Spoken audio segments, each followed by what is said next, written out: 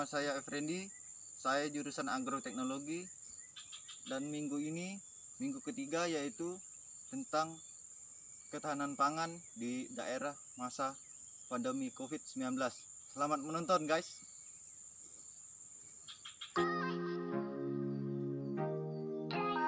Sembakonya, Bu?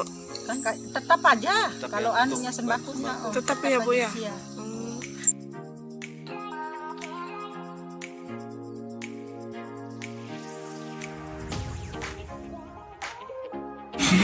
Ya, ketersediaan pangannya masih seperti biasa. Harga bahan pangan yang ada di pasaran masih dapat terjangkau oleh masyarakat yang ada di Desa Maraalo. Harga bahan pangannya pun masih tetap seperti biasa.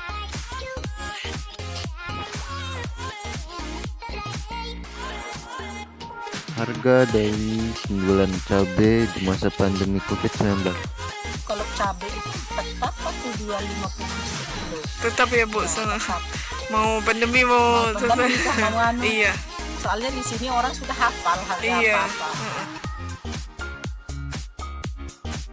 Banyak aja, Pak, tangkapannya selama ini. Ya ramai kalau hari-hari itu kita cari terus. Inilah beberapa hasil dari nelayan yang ada di Desa Maraalo. Yang mau saya tanyakan, Pak, yang berkebun seperti Bapak ini ada berapa orang, Pak? 2 aja.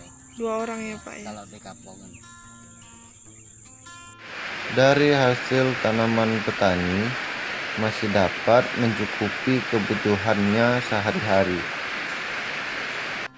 Hasil dari petani ini diperjualbelikannya ke pasar dan ke perusahaan.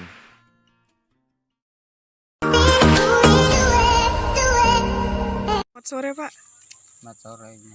Iya, ini saya mau wawancarai Bapak bagaimana ketahanan pangan di perkebunan Bapak selama pandemi COVID-19 dan sebelum pandemi COVID-19, Pak.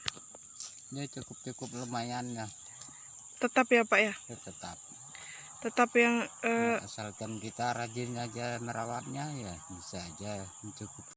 kalau boleh tahu, Pak, ini hasil perkebunan Bapak ini Bapak perjualbelikan atau tidak? Perjualbelikan, dijual.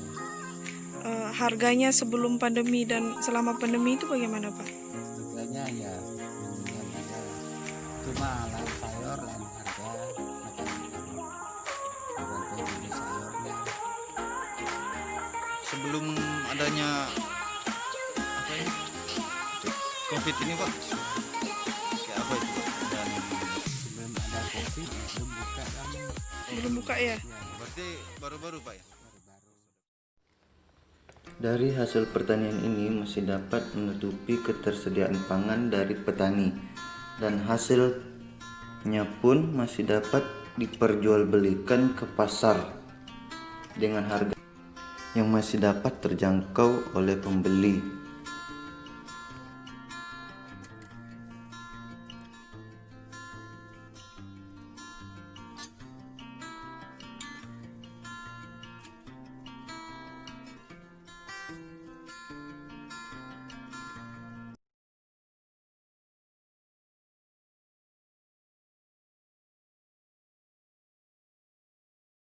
Pagi, Pak.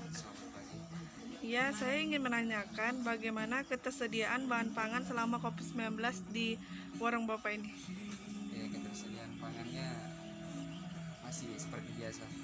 Masih seperti baik itu cabai, bawang gitu ya.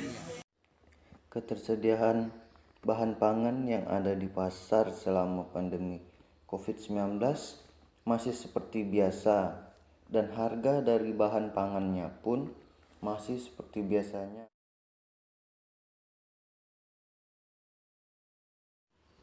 Hasil wawancara salah satu masyarakat.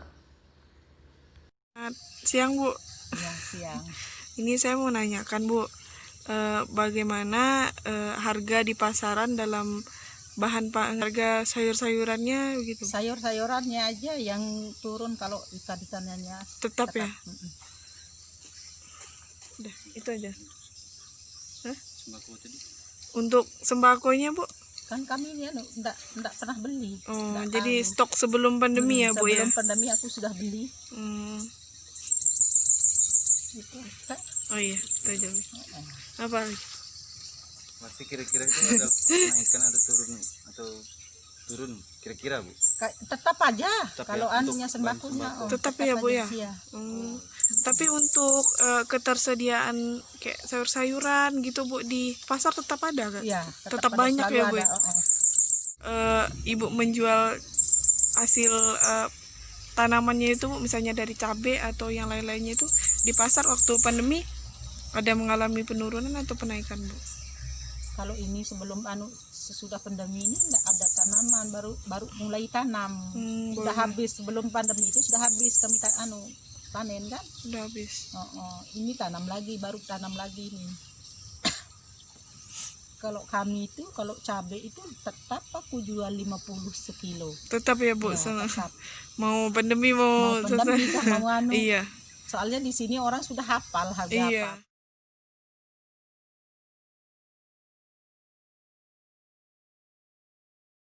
Banyak aja, Pak, tangkapannya selama ini. Ya ramai kalau hari-hari itu kita carikan terus, tergantung airnya, Bu. Oh, airnya ya. Nah kalau airnya pas itu semuanya cari itu ikan. Mayoritas hasil tangkapan Bapak ini diperjualbelikan atau tidak, Pak? Dijual beli. Sebelum pandemi dan selama pandemi apa ada perbedaan harga, Pak? Kalau perbedaan harga tuh enggak ada. Nggak ada ya, Pak. Tetap aja ya harganya.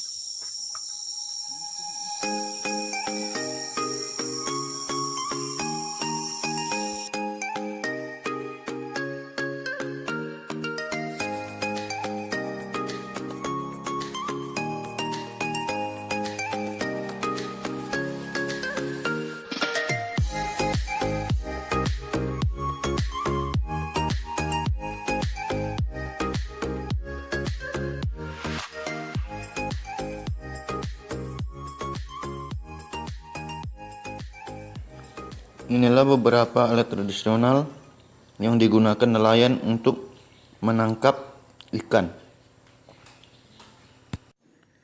Mayoritas hasil tangkapan nelayannya diperjualbelikan. Hasil dari nelayan itu dijemur, dijadikan ikan asin, kemudian dijual ke pasaran.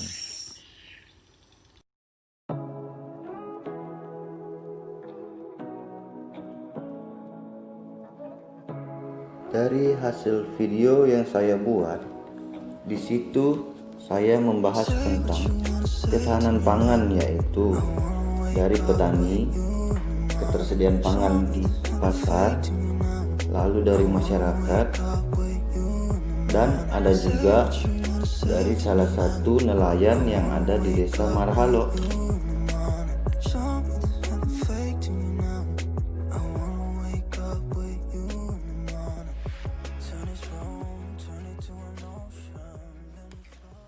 Kami juga berinisiatif untuk menanam tanaman toga dan ingin membuat greenhouse demi membantu ketahanan pangan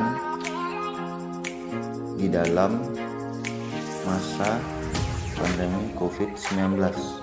Adapun tanaman yang ingin kami tanam yaitu jahe, lengkuas, kemudian juga ada tanaman kangkung.